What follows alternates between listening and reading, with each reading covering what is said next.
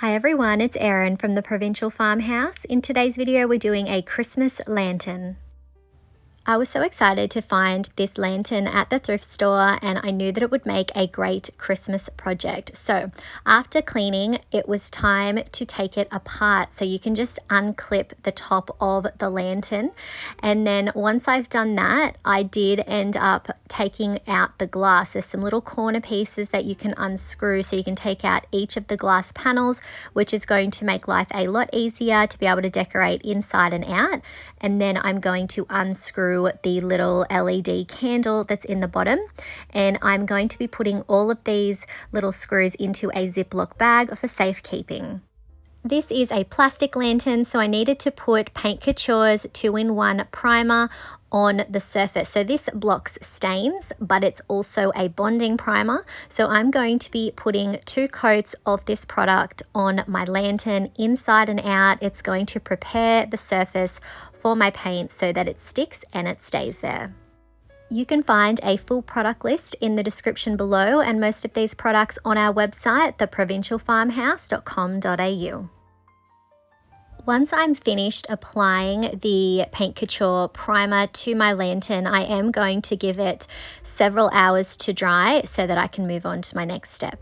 Next, I'm going to be using Paint Couture's Angelic mineral paint, and I'm going to be applying 2 coats of this over my entire lantern. Putting that white bonding primer down first really does end up saving you a lot of stress. It does save you a couple of coats of paint. If you are in the US and you would like to try some of the Paint Couture products that I'm using today, I would love it if you would use my affiliate link. I will have it in the description and a code on the screen. And right now, if you use my code Farmhouse75, you will get free shipping on orders of $75 or more. Once my paint is completely dry, I'm going to be using Paint Couture's Crust Texture Medium. I'm going to take some of that out with my palette knife, and I'm going to put it in a plastic container.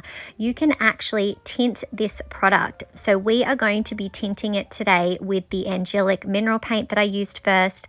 And I'm just going to put a few drops in. This will be to your liking. You can add it a little bit at a time. And I'm going to tint it because we want this to look like snow. Once I have it mixed really well, I'm going to take my palette knife and I'm going to start applying it on the inside first. I'm just dabbing it on there and spreading it around, and once I dab it on there, it does create little peaks, which looks really sweet. It definitely looks like snow, and I'm going to continue to add this product to the inside of the lantern until I have the whole base covered. We want it to look like there's lots of snow surrounding the candle that goes in there. I've also used Paint Couture's embossing medium for this type of effect as well for snow, so you could use that, but it definitely is a different look here. It's definitely more gritty. Next, I'm going to be using IOD's Oh Christmas Tree mold. I'm dusting my mold with cornstarch, and then I'm going to use some dust air dry clay. I'm rolling it into a sausage sort of a shape, and then I'm pressing it into my mold. I'm then using my thumbs to push out the excess clay until I have all of my mold filled and ready to go. Once I'm happy with that, I will flex the mold and then carefully pull the clay out. In this mold, there is a left and a right version of this, and I'm going to be casting 4 of these, and I'm going to be gluing them on the top corners of my lantern. I'm using my strong Sealy's Quickset wood glue from Bunnings Australia, and I'm going to be applying my castings. Now, I am using clay, but you could definitely use resin for this step. In fact, it's probably a better idea than using clay. I just used it as I'm definitely a big fan of clay, and I like how I can mold the clay to my surface a bit easier than using resin. But again, this was a little bit more challenging, and I definitely had to think about how I was going to keep these molds in place, which I will be showing you shortly how to do that. I'm also then going to cast this little swag mold. I will link this in the description below, and I'm going to be casting 4 of these, and I'm going to be adding them around the top section of my lantern. So once again, I'm just working my clay into the mold and then flexing it when I'm ready to take it out, and then carefully pulling it out. Now, it doesn't matter if you do have some breakage here. You can usually glue these back together pretty seamlessly and not be able to tell that there was any issues. Just take your time when you're doing this. Once my casting is ready, I'm going to add some wood glue to the back and I'm going to glue this piece to the top part of the lantern.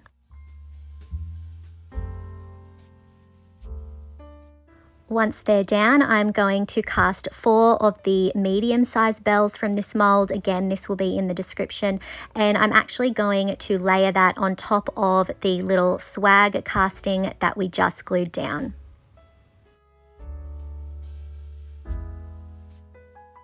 Next, I'm going to be casting the smaller Christmas tree from this mold, and I'm actually going to be positioning it on just one side at the top of the lantern. So this is going to be our focal point. So I'm going to actually be casting 3 of these and have them be at 3 different heights. To change the height of the other Christmas trees, I just simply tore off part of the bottom. As you're not going to see that anyway, because we are going to position these slightly behind the swag and the bell that we've already added. Once I'm happy with how they look, I'm going to apply glue to each of them. The swag and the bell molds obviously have got glue on them, but they're not completely set, so I am able to gently pull them away from the lantern and just tuck those Christmas trees in behind it. To hold the molds in place around the lantern, I'm just going to use some cling wrap and I'm going to wrap it around the lantern and the molds themselves just so that they will be held in place while they are drying. Obviously, I can't really lie it on one side or the other because we have molds on each side. And then I'm also adding some sticky tape to further hold them in place. And then I will allow these to dry for 24 hours. The next day I came in with some more of that crust medium that we've mixed with the Angelic mineral paint, and I'm using my palette knife to apply it around the base of the lantern. Again, I want it to look like snow that has fallen. I'm going to be adding this crust medium around the entire base of the lantern, and I'll also be having it creep up towards the swags that we added from the Oh Christmas Tree mold. I also then decided to add it around the base of the candle. I felt like this would look really great while it's sitting inside of the lantern with the rest of that crust snow look around the base.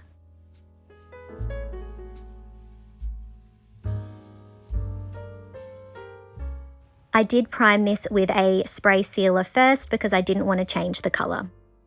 To support my molds that I added to the lantern while I'm adding paint, I did end up putting the glass back in. I figured that if I got any paint on them while that was happening, I could just clean it off the glass. I just felt like this would provide further support. I'm now going to cut off the cling wrap that I added to hold it in place while it dried, and it definitely did the trick. Everything stayed exactly where it needed to be. Next, I'm going to be using Paint Couture's Extreme Guard in Satin, and I'm going to be sealing the entire top part of the lantern first. I'm going to be adding a lot of colors and different paint products here, and I like to be able to have the flexibility to wipe up any errors that I make, and the satin clear coat allows this. Next, I'm going to be using Paint Couture's Vintage Moss Mineral Paint. We are going to be using this on all of our greenery there and also the Christmas trees. This vintage moss paint is such a beautiful color.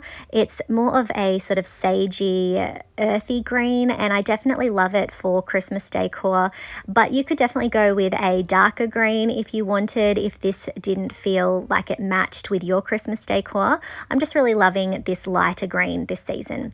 So I'm going to continue adding this lovely green around the lantern in the sections where we have the greenery, and later I will also be using it on the garlands that we added to the main part of the lantern as well. As you can see here, I did then also decide to add it to the top section of the lantern, and I'm also going to be adding it to the handle.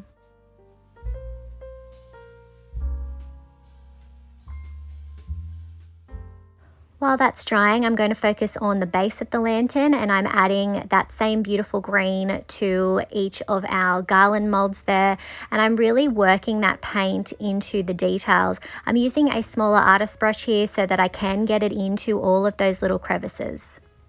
So I'm going to continue adding that beautiful green until I have each of those garlands painted.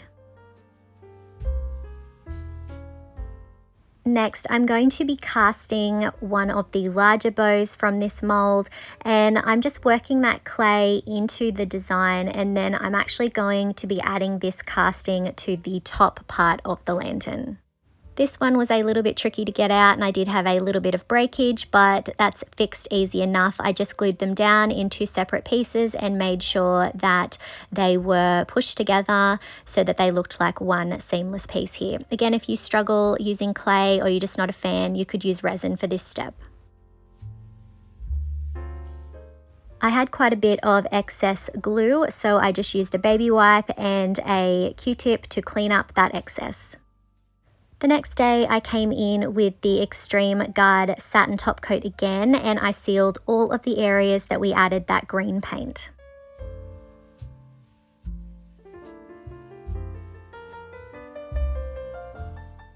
When the clear coat was dry, I used some of Paint Couture's Van Dyke Brown Glaze, and I'm just going to be adding that to the little pine cones that are on the garland.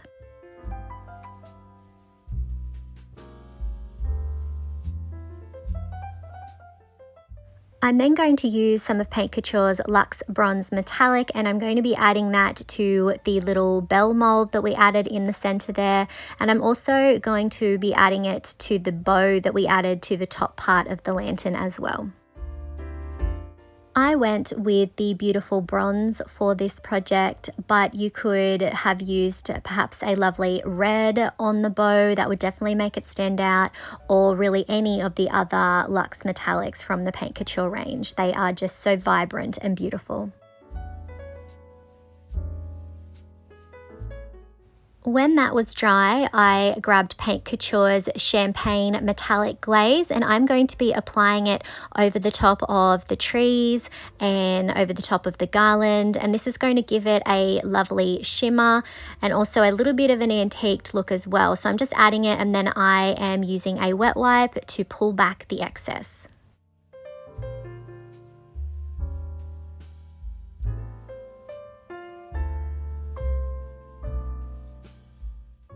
I'm going to continue adding this lovely product to the rest of the top of the lantern, and then I also added it to the top of the lantern where the handle is as well. Once I have done that and it's dry, I am going to move on to the little garlands around the base of the lantern, and I'm just adding that satin top coat to that as well, because we are going to be repeating the same steps and grabbing that champagne metallic glaze, and we're going to be adding it to the greenery on the base of the lantern and then using a wet wipe to wipe back the excess.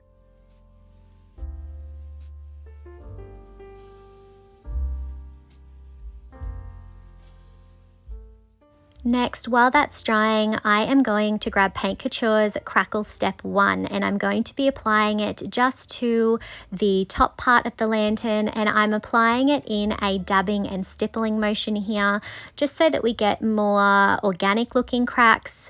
I find that this definitely gives you more of that erratic look. So I'm just dabbing and stippling it on, and then once that's dry, I am going to come in with Paint Couture's Crackle Step 2. The step 1 will feel tacky, and that's when you'll know that it is time to add step 2. So I'm just repeating the same process that I did with step 1, adding that step 2 product on in a dabbing and stippling motion, and I'm of course applying that to the entire top part of that lantern. And then once that's done, I did leave it to dry for several hours. While my crackle is drying, we're going to jump back to the base of the lantern, and I'm going to apply some more of that beautiful crust mixture that we created, and I'm just pulling it up from the base up to meet the garlands.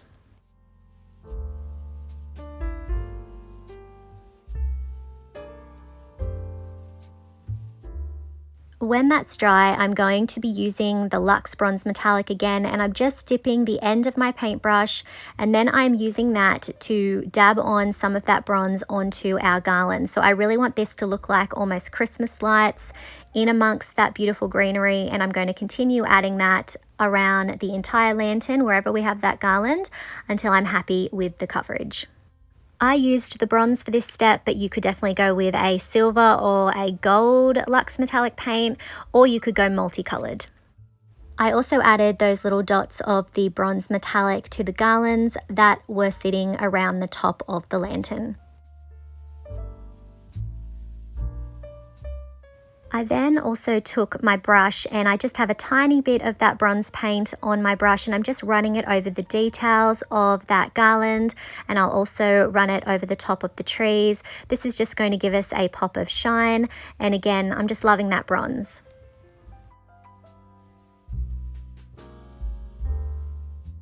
Once my paint is completely dry, I am going to grab Paint Couture's light brown sugar glaze, and we're going to be applying it over the top of the areas where we added our crackle. So this has been sitting for several hours, so I'm going to be adding this product, working it into all of the beautiful cracks that were formed, and then I am going to be using a wet wipe and also a paper towel to wipe back some of the excess. I'm loving how this beautiful glaze sits down into the cracks that we created, but I also love how it creates a halo around all of our castings. It just gives it a lovely vintage feel, a really beautiful earthy quality. I'm also adding the same glaze just to the center part of the lantern so that it ties the two sections together, and then I'm dabbing off the excess. When the glaze is dry, I'm going to take some more of our crust mixture and I'm going to be adding it around the edges of the top of the lantern. And again, I just want this to look like fallen snow. If you're going to do this, it will be up to you how much you add. So I'm going to be adding it around the edges of the lantern, anywhere that I think snow would naturally sort of accumulate. And then I am also going to be adding it to the top section of the lantern as well. Adding the snow to this section of the lantern was definitely an afterthought. Obviously, I have painted it green and added that glaze, but I felt like it might look a little bit odd to not have any of that snow up the top there when I've added it to the other section. So products evolve, and it doesn't matter if you end up going over the top and changing plans. Just go with what makes you happy.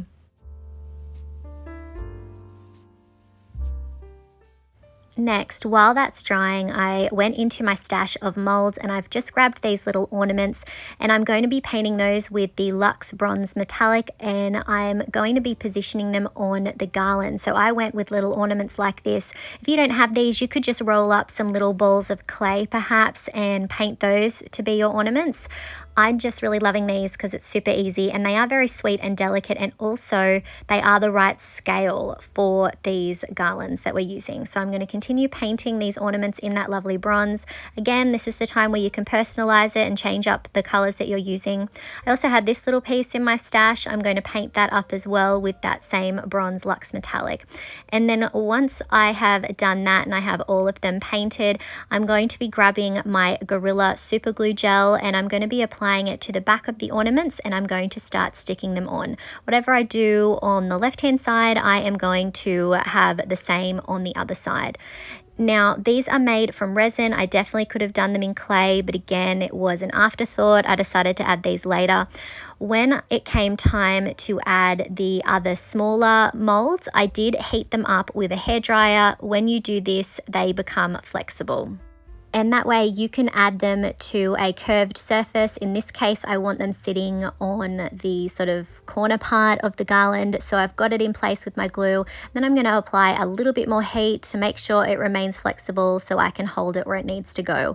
And then I'm going to continue adding glue to the back of the ornaments until I have them all stuck down.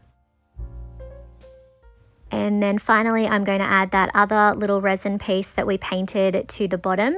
And this is just going to be a nice little detail to add to the front. And here's our finished Christmas lantern. I'm so happy with how this turned out. It's definitely completely changed that lantern. It's wonderfully festive now. Let me know what you think of today's project in the comments.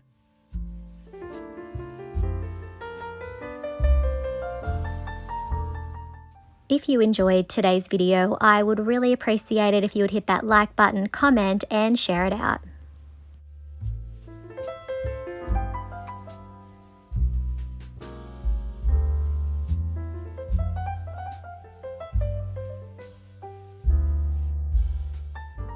If you haven't already, I would love it if you would hit that subscribe button and the notification bell so that you don't miss out on any of our videos. You can find the products used today on our website, theprovincialfarmhouse.com.au. Thanks for watching.